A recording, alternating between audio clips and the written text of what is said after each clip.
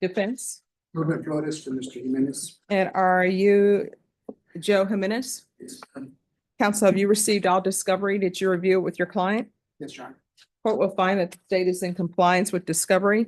Mr. Jimenez, did you review the document entitled True Bill of Indictment with your attorney? Did you understand it? Counsel, do you waive the reading of the indictment? Yes, Your Honor. State, are you proceeding on the indictment as presented? Okay, all right. And there's also an enhancement paragraph. Are you proceeding on the enhancement in each count? Just regarding count one, regarding count two.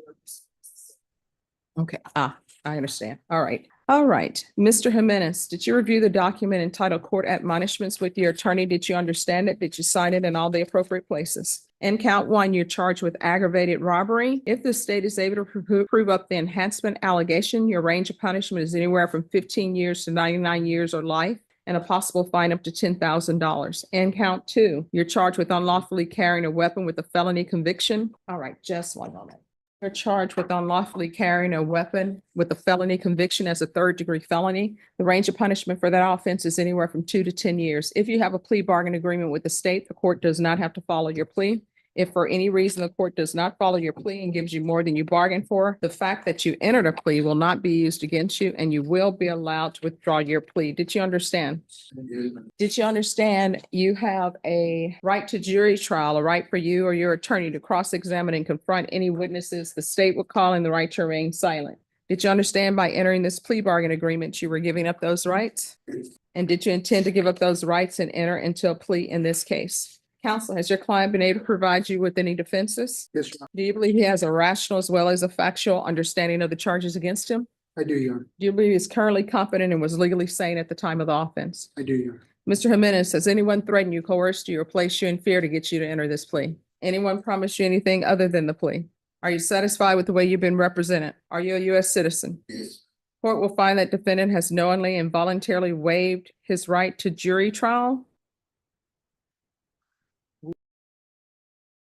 Bargain agreement, punishment is to be assessed at 15 years in count one, and in count two, they're not, that is, you're right. Okay. So according to the plea bargain agreement, you're to be sentenced to 15 years in count one, and count two, you're to be sentenced to 10 years. Counts one and counts two will run concurrently. Is there anything, because I'm trying to do it from memory at my first glance of the paperwork. All right, and there's a $2,000 fine. Did you understand that to be your plea? Defense, is that the plea? It is, Your Honor. State, is that the plea? Did you review the waiver of appeal paragraph with your attorney? Did you understand it and sign it in both places? Did you understand by signing that you're waiving your right to appeal? The only items that can be appealed are written pretrial motions that have been filed, heard, and ruled upon by the court. Did you understand? Counsel, have there been any such motions? No, Your Honor. Then to count one, how do you plead? Guilty, not guilty, or no contest? To the enhancement under count one, how do you plead? True or not true? To count two, how do you plead? Guilty, not guilty, or no contest? State any evidence. The offer states one. No objections, Your Honor. All right, states you may be excused. Did you review the waiver and consent to stipulations of testimony with your attorney?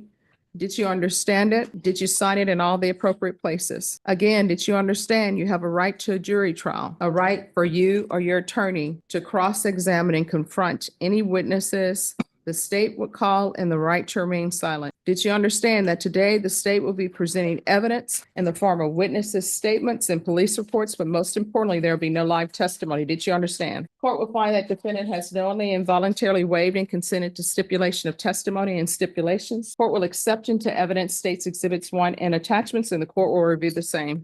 All right, after reviewing states exhibits 1 and attachments, the court will find there's sufficient evidence to find you guilty of counts 1 and counts 2. The court will find you guilty of counts 1 and counts 2. The court will find the enhancement true based upon your plea of true and based upon states exhibits 1 and attachments. Are you waiving PSI? Yes, Your Honor. All right. In count 1, the court will sentence you to 15 years in the prison, give you credit for any time served. The court will sentence you to 10 years in count 2, give you credit for any time served. In count 1, there's an affirmative finding of deadly weapon. Counts 1 and counts 2 will run concurrently. There's a $2,000 fine. Is there anything else with regards to sentencing? Yes, Your Honor. He had a federal case that he got 17 months on. He entered custody on May 12th, 2022, which is 3 weeks after this case. Mhm. And He's been in continuous custody since, I believe he was released from Karnes County, which is the federal penitentiary, Mhm. where they're holding him actually on September 24th, 2024. Mhm. But he has been in continuous custody since May 12th, 2022, to present. Oh, he'll receive credit for that time. Thank you. All right, did you review the document entitled Trial Court Certification of Defendant's Rights to Appeal with your attorney? Did you understand it and sign it? Because this is a plea bargain agreement, because I followed your plea bargain agreement, and because you waive your right to appeal, you do not have the court's permission to appeal. Because these are felony convictions, you're not allowed to own or possess any weapons or ammunition. If you have a question over what a weapon or ammunition is, you'll need to speak to an attorney. Do you understand? All right, we can go off the record. So here's my question. Why the tears? Well, I mean, this is your choices. I mean, this is over you taking some beer with a gun in your hand. Was a beer worth 15 years of your life?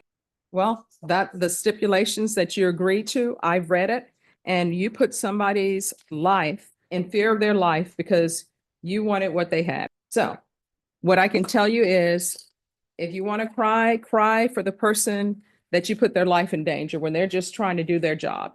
If people don't want to go to prison, people shouldn't do prison things.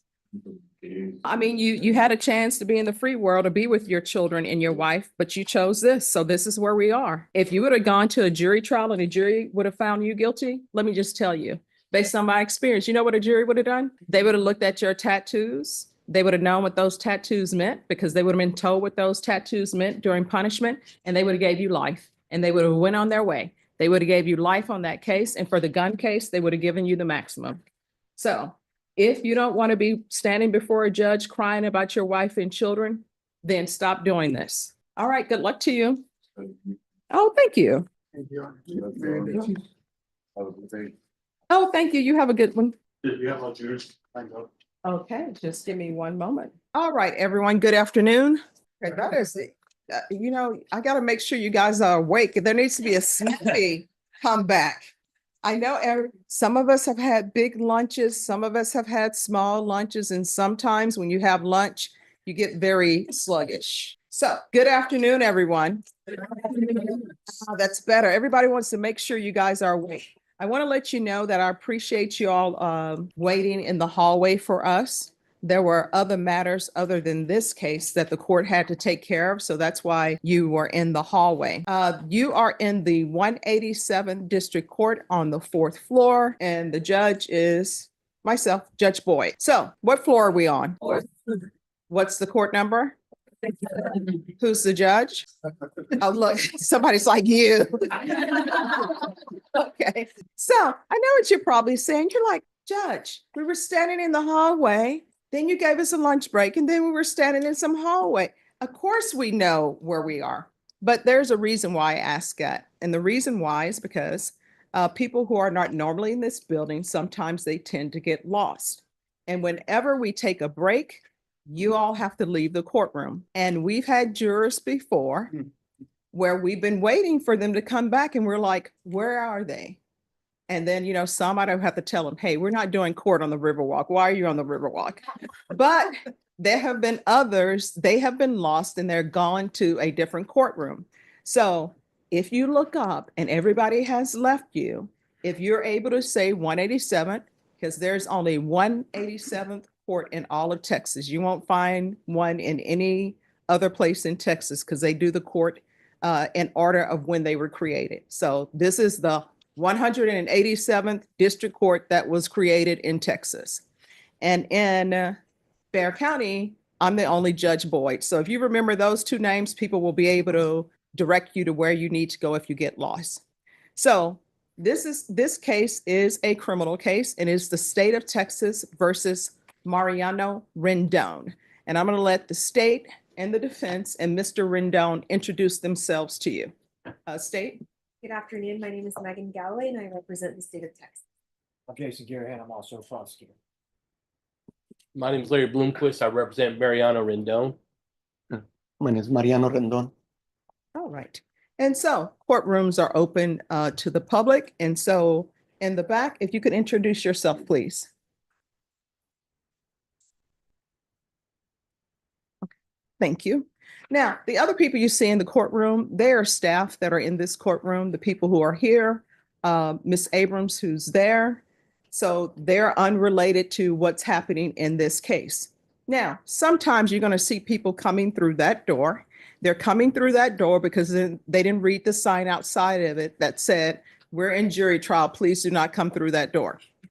People will come through this door. That's for me to sign paperwork or other things, and it has absolutely nothing to do with this case. So please ignore that. In your possession, you have some important document, and it's very expensive. They're numbers.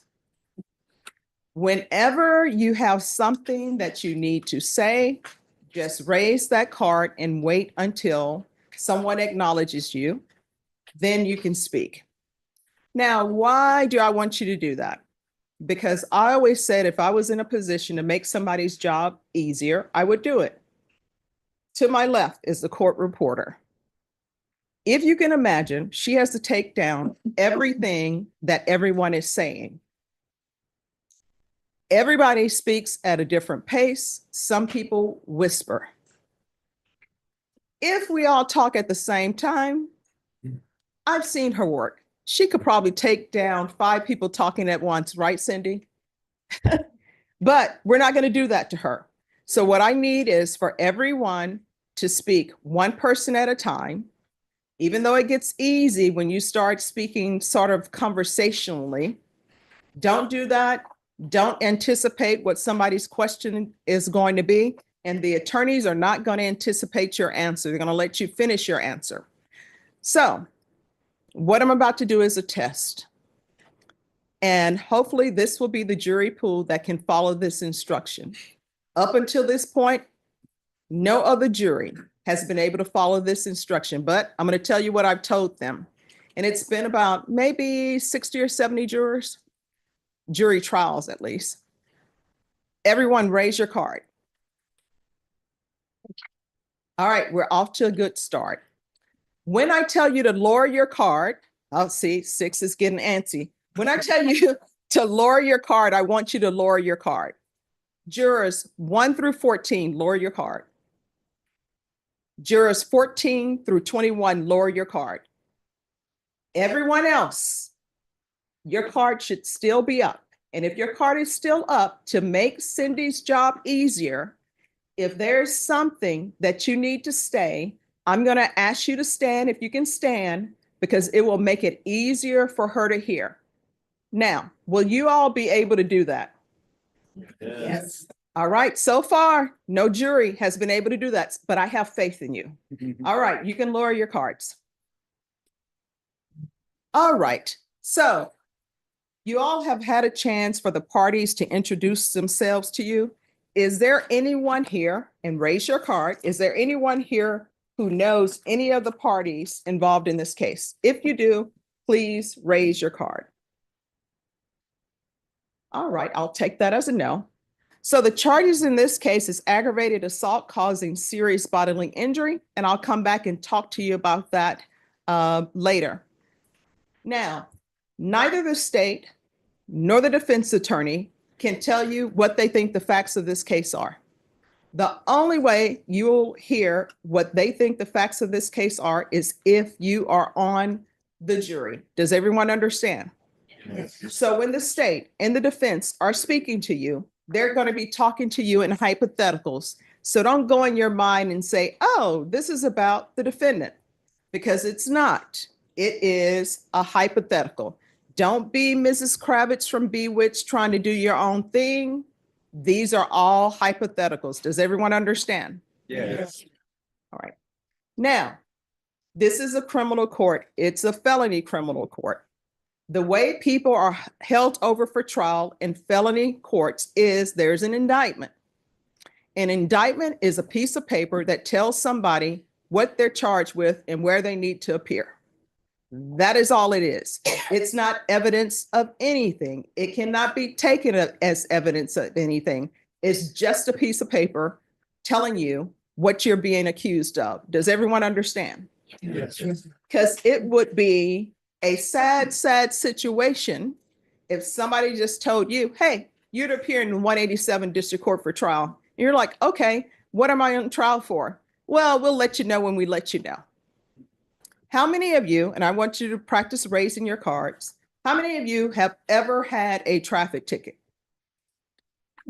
Okay, now this trend continues. There are horrible drivers throughout San Antonio. All right. I've had a traffic ticket before too. And it was when I was 21. So I'm 23, so things are still going on. So anyway, when I received my traffic ticket, that was back in the day where officers had the paper, they would give you a sheet of paper and they had the booklet and they would turn the pages. Now I think they do it electronically or something. So let's say that an officer pulls you over and the officer says you ran a stop sign. You're like, okay.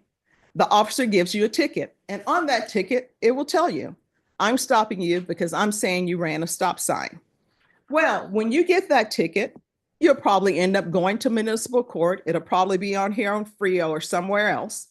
Well, when you go to municipal court, by you're going to municipal court, by you accepting that ticket that that officer is giving you, you're not saying, yeah, it's true, I ran a stop sign. You're just being put on notice. This is what they're saying. So when you go to municipal court, you have a choice. You can go to trial or not go to trial. But they can't say, aha, this person is in a trial over here and they accepted a ticket, so they're guilty. It's just a piece of paper. That's it. You can't use it as evidence of guilt. You can't use it as evidence of anything. And that's the same thing with an indictment. Does everyone understand? Yes. Is there anyone here who's going to hold it against Mr. Rendon because he's here under indictment? Okay. Now, the next thing I want to talk to you is the right to remain silent. I'm sure some of you have seen what, Paper Chase, Mannix, Beretta, The Practice. Where are my Barnaby Jones people? Thank you, sir. All right, so Beretta, everybody understands the right to remain silent, which basically means you don't have to testify if you've been accused of an offense, if you don't want to testify. Does everyone understand? I've been a defense attorney, I've been a prosecutor. And I can tell you, as a defense attorney, sometimes, I would advise my client, you shouldn't testify because you're nervous talking to me. You would look very nervous to the jury, and who knows what the jury would think about that? Because sometimes people say, oh, I can tell somebody is being untruthful because they're sweating, or because they won't look me in the eye, or because they're whispering, or because they hold their head down. Sometimes, as a defense attorney, you have a client that's so nervous, you'll tell them, you wouldn't do great. Sometimes people are afraid of speaking in public. Sometimes you have people who have speech impediments. Sometimes, as a defense attorney, I would tell my client, state and prove their case. You don't have to testify. So there are many reasons why a person would choose not to testify. But this is the law. The law is you can't hold it against them for not testifying. You can't even consider it. If you were in a jury room deliberating, you can't even bring up the fact that, a person who's accused of an offense didn't testify. Does everyone understand? Is there anyone here who will hold it against Mr. Rendon if he decides not to testify? The next thing I want to talk to you is presumption of innocence. What does that really mean? It means that everybody is presumed to be innocent of what they're charged of. If it's the running of the stop sign, failure to yield, or in these type of cases, you're presumed to be innocent unless and until the state presents evidence that proves their case beyond a reasonable doubt. Does everyone understand? So knowing that, how much evidence have you heard in this case? And you're not going to hear any evidence in this case during this process because everybody's speaking in hypotheticals. So knowing that you have not received any evidence in this case, based upon the presumption of innocence, if you were to ask to vote right now on whether Mr. Rendon is guilty or not guilty of these charges, what should your answer be? Because you haven't heard any evidence, right? Now, I mentioned to you that the burden of proof the state has is proof beyond a reasonable doubt. When I was in law school, they had the definition. You had to know it backwards and forward. I felt so much pride when I learned it. I had my first jury trial. I paused for dramatic effect. Did you see that pause? I paused in the right place. I put the comma where it should be, the explanation point where it should be.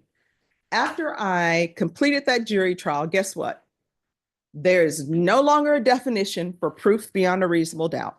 So the state can't tell you what it is. The defense can't tell you what it is because there's no definition of proof beyond a reasonable doubt. So when I was practicing law, I said, well, I'm going to explain this to the jury because I want them to know this is serious and it's a high burden. So the way I would explain it to them was by telling them what it is not. Next door, you have the historic courthouse with the green rooftop. They try civil cases. They have two types of burdens of proof over there. Their first burden that you've probably heard of is preponderance of the evidence. That burden is usually used for traffic accidents, those type of things, or any type of civil thing involving money.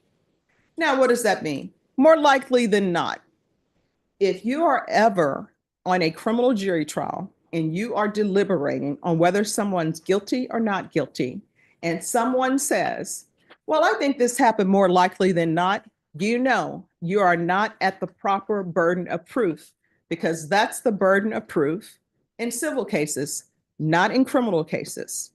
And proof beyond a reasonable doubt is a higher burden than more likely than not. The other burden and the highest burden they have on the civil side next door is what's called clear and convincing evidence. Clear and convincing evidence is the type of evidence that's needed for someone to terminate your parental rights. They're basically saying you are a danger to this child. We can't trust you with this child. And therefore, legally, we will not allow you to be their parents anymore. And we're taking away your right to parent them. That's a very high burden. However, oh, the chairs are squeaking. Is that WD-40 needed? So that burden is very high, but there's a higher burden, and that burden is proof beyond a reasonable doubt. That's the highest burden we have. Does everyone understand? Now, people are going to talk to you about, can you be fair? Are you going to be biased? Let me just tell you what fairness means. And people always give this hypothetical, so I'm going to give this hypothetical to you. Let's say you're excited about jury duty, which I know all of you are, and you get in the mail that you have jury duty. So you're like, oh my gosh, this is great. I'm going to plan my route so I can get there at 8 a.m.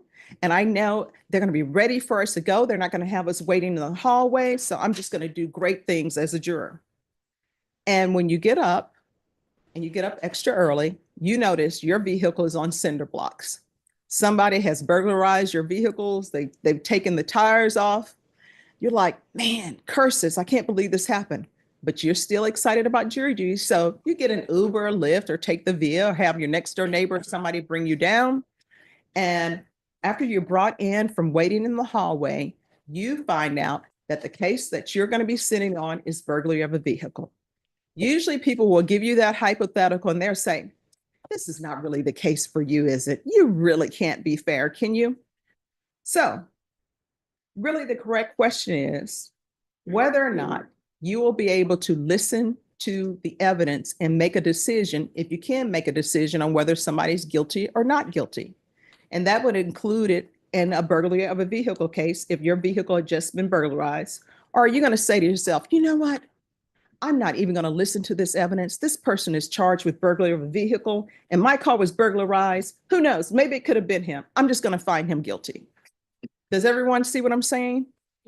As my grandmother would say, nobody was born yesterday and slept all last night. So everybody had some issues in their life. Everybody may have had some different traumas in your life.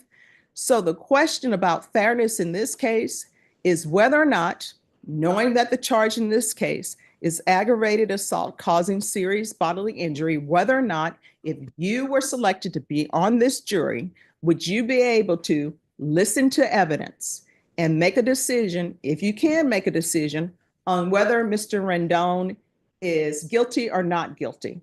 Does everyone understand? Is there anyone here who would not be able to do that? Okay. Now, the next thing I want to talk to you about, there are two phases to every trial, criminal trial. The first phase, people always call it the innocence phase, but that's really not what it is. The first phase is simply, did the state prove their case beyond a reasonable doubt, or did they not prove their case beyond a reasonable doubt? If they didn't prove their case beyond a reasonable doubt, then the person is not guilty. If they prove their case beyond a reasonable doubt, then the person will be found guilty. That's the first phase. So, first phase, if you find somebody not guilty, there's not a second phase, because the second phase is what is called the punishment phase. In Texas, the rules are that if you are having a jury trial, that you must make a decision or an election for punishment. So you must say, if I'm found guilty, who do I want to assess punishment in my case? Do I want the court, which would be the judge, or do I want a jury? Does everyone understand? And when a person makes that selection, they're not saying they're guilty. It's just that the law says they have to decide before jury is selected, if they were found guilty, who would be responsible for punishment. In this case, Mr. Rendon has decided if he were found guilty, he would want the jury to assess his punishment. Does everyone understand? Yes. Is there anyone here who's going to hold that against him because he said if he were found guilty, he would request that the jury assess punishment? All right, let's talk about punishment. In this case, the range of punishment for this offense is potentially probation or anywhere from 2 to 20 years in prison and up to a $10,000 fine. $10,000 fine, let's start there. Nobody knows where that goes. It just goes somewhere in the world, right? So usually what parties concentrate on is things other than money. So in this type of case, there's a possibility for probation, and also there's a possibility to go to prison anywhere from 2 to 20 years. That's a wide range of punishment, right? Because think about it, it's 2, 3, 4, all the way to 20, or potentially probation. And I'm going to give you some hypotheticals because the next question I'm going to ask you is whether or not you can consider the full range of punishment. Not that you give it because you don't know anything about the case, but that you know that's the range of punishment and you can internalize that. And if you were to find someone guilty, you would be able to take whatever facts are presented to you and try to come out with a range of punishment that you found suitable. So, for example, people always do this hypothetical with a murder case, right? Let's say there's somebody who grows up, the teacher always knew that was going to be a bad child. They kicked the dog, they kicked the cat, they would beat up all the students in class, throw paper on the ground for no reason, rip the heads off of roses, right? And then they grow up, get into fights constantly, at the bar getting into fights, and they end up killing somebody. And now they're charged with murder. That's somebody where maybe somebody can say, oh my gosh, this person deserves a lot of time for this. Now, let's say you have somebody who fell in love with their sweetheart. They knew and their parents knew from the time they met in preschool that they were going to get married. They grow up, they get married, they have children, they have grandchildren. And then they go to the doctor and they find out that one of the persons is very ill, it's terminal, there's nothing that can be do about it. And that person is in extreme pain, and they're going to be in extreme pain, excruciating pain for about 6 months. And that person turns to their spouse and say, hey, can you just help me? Can you, give me all of these pills, or can you inject me with this so I can just, go peacefully? And that person does it. That may be it. That's under Texas law. That's a murder. That may be a case where you say, you know what? that person deserves the minimum. So as you can see, there are different examples where maybe you can see somebody deserves probation. Maybe they deserve 2, maybe they deserve 20. Maybe they deserve the full $10,000 fine. Is there anyone here who cannot consider the full range of punishment in this case? If you cannot, raise your card. All right, is there anyone here for religious reasons are not allowed to sit in judgment? All right. Now, the next thing I want to talk to you is about languages. I love languages. I think they're so beautiful. When I was growing up, I grew up in Louisiana. I already knew where my life was going to be. My friend Tanya said, Stephanie, we should take Spanish. And I told her, no, I'm going to be retired at 21. I'm going to be living in Paris. I'm taking French. I took French, and here I am in San Antonio. And I tell her all the time, I really should have taken that Spanish class, but I ended up here because of school. So when I went to grad school and undergrad and even in law school at St. Mary's, some of my classmates who are from Middle Eastern countries, the people from the Middle Eastern countries speak no less than 6 languages. I was just like, oh my gosh, this is so great. So I can probably say hurry up in every language because that's what they were able to teach me. I will tell you the hardest language I had to work with was Navajo, but I'm still trying to work on it. So is there anyone here? English is not your first language. If it is not, please raise your card. All right, number 21, 26, and as I call your number, you can lower your card. So 21, 24, 26, 40, 41, 47, and 58. All right, 20, oh, and number 1. All right, number 1, what's your first language? Have you been able to understand everything? Thank you. 21, Spanish. have you been able to understand everything?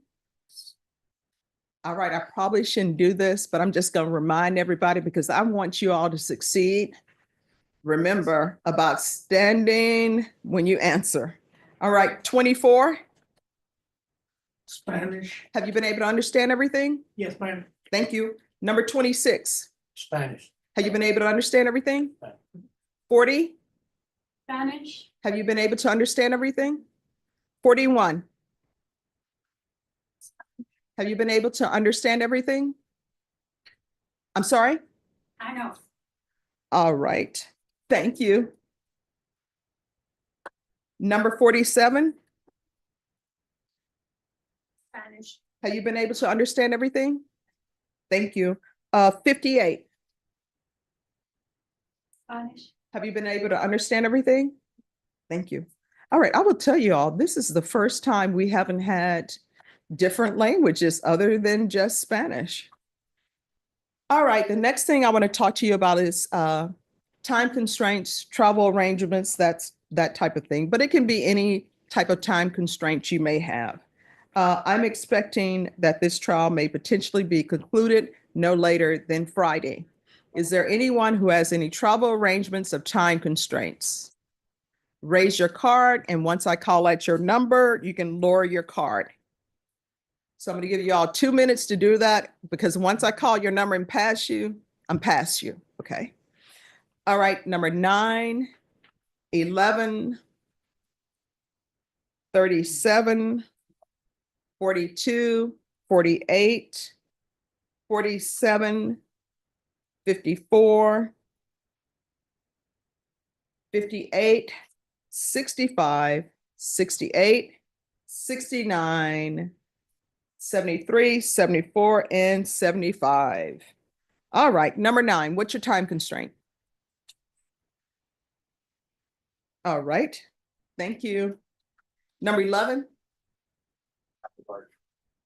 Okay, thank you. Number 37? I have no transportation. All right, thank you. 42? My godmother has an appointment in the morning that I have to take her to. All right, and is it a medical appointment? Yes, What time? it's 9:30. All right, thank you. 48. What time? All right, thank you. 47. For my work. All right, thank you. 54. It's work as well. I'm sorry, what? Work. All right, thank you. If you all say that 3 times, that's Rihanna's song. All right. Work, work, work. Number 58. I have continuing education on Friday. Oh, I'm sorry, what? I have continuing education. Oh. Already paid the conversion center. On Friday? Yeah. All right, and what is the continuing education for? TDA. All right. All right, thank you. 65.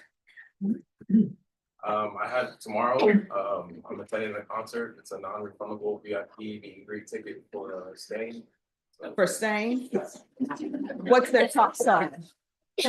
What's their top song? My favorite one is Home, I like that too. and I got the tickets to prove it. Right. But you're saying these are VIP tickets. VIP meet and greet, I got them right here. It says.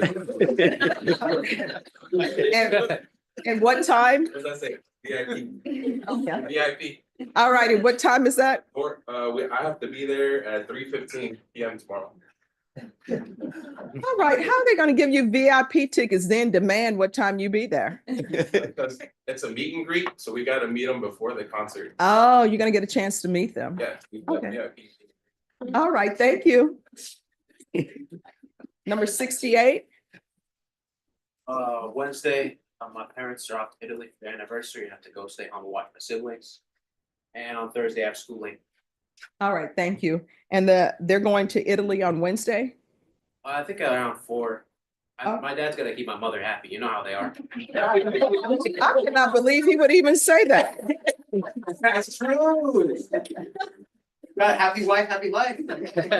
Okay, are you married? Oh, but like, I know. I ain't gonna piss off my wife. Yeah. Yeah. All right, ladies, take note. That's juror number 68. All right, number 69. My husband works overtime and I have an 8-year-old and a 1-year-old, so it's mostly me taking care of them all week long. I don't know what's happening in Texas where the 8-year-old and 1-year-old are not taking care of themselves and driving. All right, thank you. Number 73. I have online college schooling and then also a job. I don't get paid if I don't go. All right, thank you. 74. I work tomorrow and then I don't have a babysitter for my daughter, like after school care. And how old is she? 12. And when is pickup and drop off? She takes the bus home that the school provides transportation for her. So she'll get there about 4:18, 4:20. All right, thank you.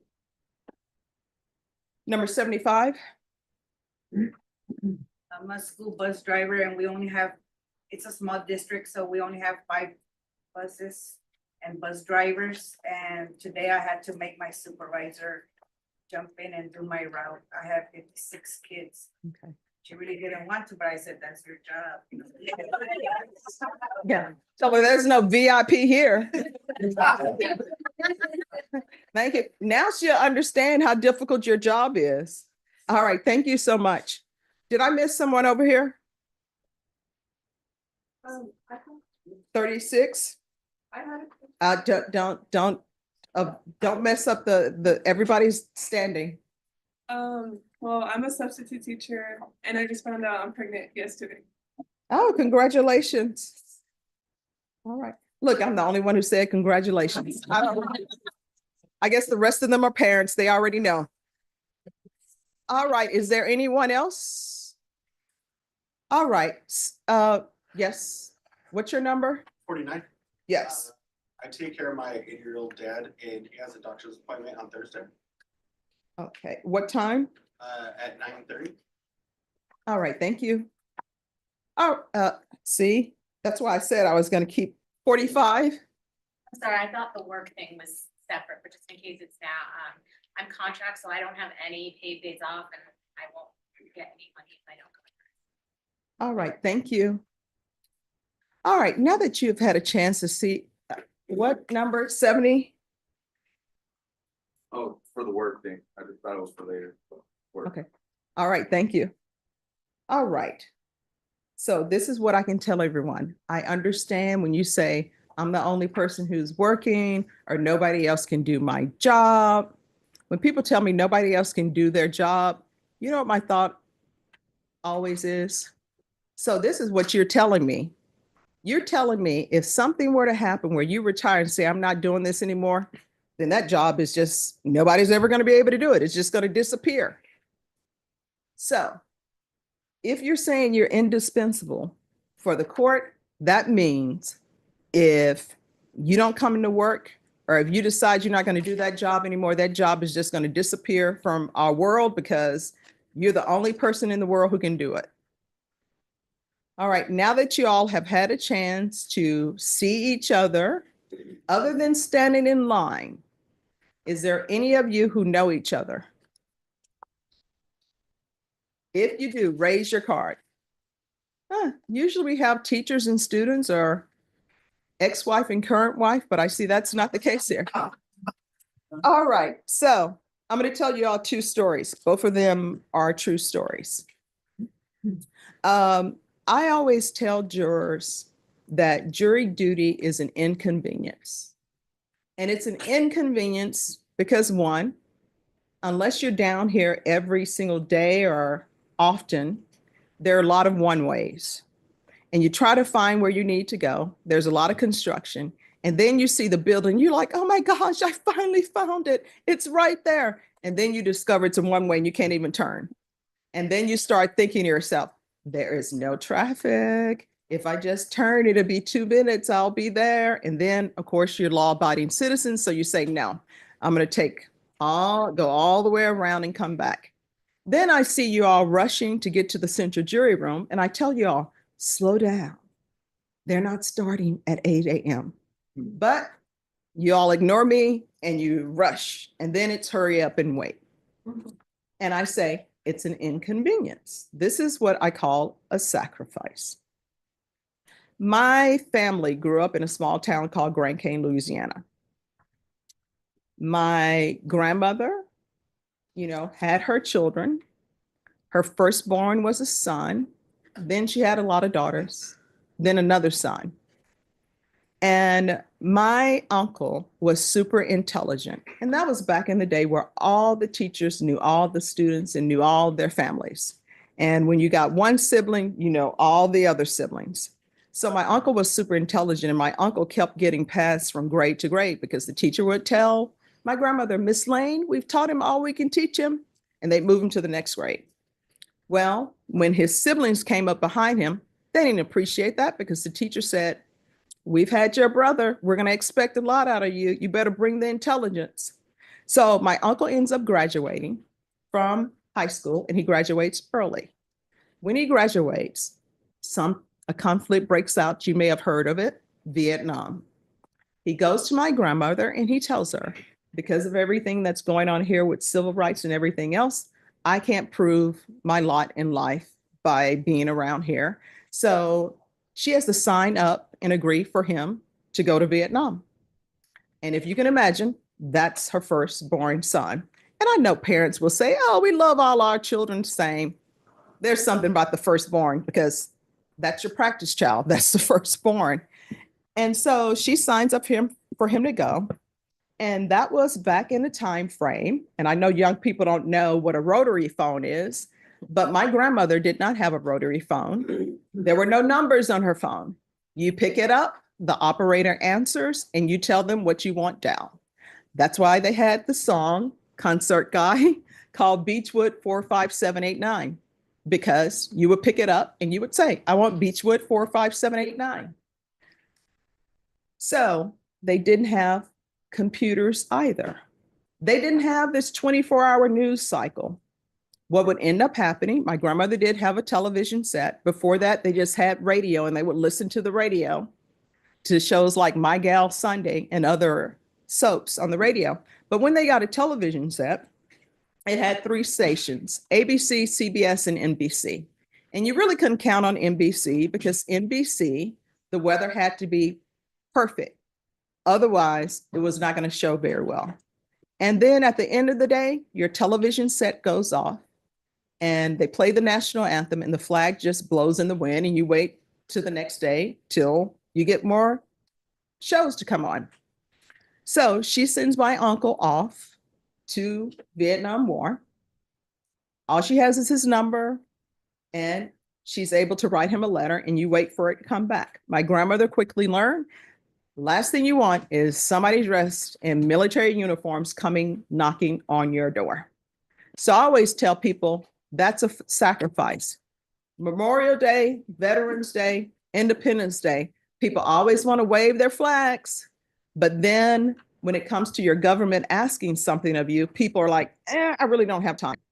And when you think about it, your government only asks two things of you: pay your taxes and serve on a jury. Raise your card if you've actually served on a jury. And when I say serve on a jury, I mean sat, heard testimony, you were a part of a trial. If you look around, that's not even a tenth of the people in here. So you can lower your card. So your government doesn't even ask you to come up every 3 months or every 6 months to serve on a jury trial. It's once in a blue moon. So that is all your government is asking of you and nothing more. The other story, and people always say, Judge, you have to tell them what happened to your uncle because now people want to know. Well, he did make it back. He's since passed. My grandmother, of course, has since passed, and some of his siblings have since passed. But he made it back. And I still remember when he would come home from the military, I still remember the smell of Old Spice because that's what they would wear, Old Spice. So whenever I smell Old Spice, it takes me back to, the 80s and the 70s. The other story I'm going to tell you is about one of my friends who decided to do civil work instead of criminal law. And she got called up for jury duty. And she said, Stephanie, let's have lunch because I have jury duty. I'm like, this is great. Let's have lunch. So we have lunch. And on the civil side, they're normally not in jury trial as much as on the criminal side. I asked her, how was jury duty going? She said, fantastic. Since I'm a judge, now I'm like, how could it have been fantastic? You were not with Judge Boyd. You were just doing your thing. And she said, I'm not going to be selected. And I said, why are you saying that? And she said, because it's just like in law school. I'm on the back row. I'm keeping my head down. I start laughing. She said, what's so funny? I tell her I'm happy. She says, why are you happy? I said, because we're going to be able to have lunch all week. So other than raising your hand saying, please select me on this jury, the quickest way to be on any jury trial is to be quiet. And I tell you that story because the state and the defense are each going to have 40 minutes to speak to you and get to know about you. That's all the time they have. So please talk to them, speak to them so they can get to know your thoughts and opinions on certain things. Before I turn it over to the state, does anyone need a break? If you do, raise your card. There's no shame in raising the card. All right, then I'm going to turn it over to the state.